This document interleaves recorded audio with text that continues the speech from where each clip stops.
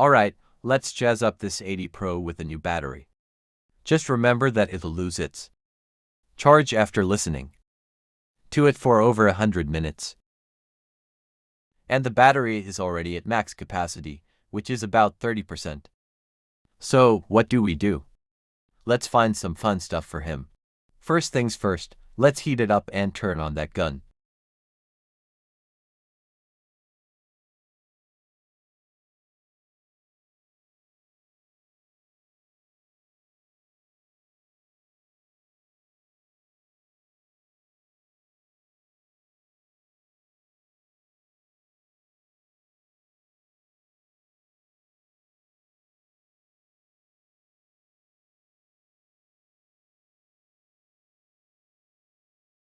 Then, while there's still some steam coming from the battery, let's replace it with something new.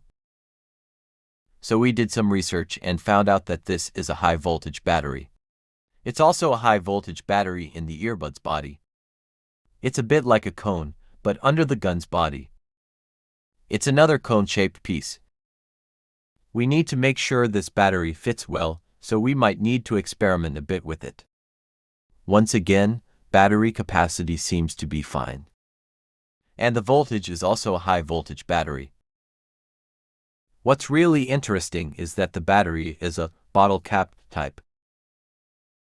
You know those battery covers made of plastic that go on top of cables? So, that should work. Once you put in the new battery, make sure you reconnect everything properly, as there might be some wires that just don't fit well. After all that, let's test if the earbud's charging. The LED should work properly, and the green one lights up when it's charging. One thing that might be tricky is that this earbud is pretty clumsy. There are lots of tiny exhaust pipes inside. And if you mess up a bit while buckling the handle on, you could damage the electronic cotton inside. If you ever have a similar problem, remember to bring it to me.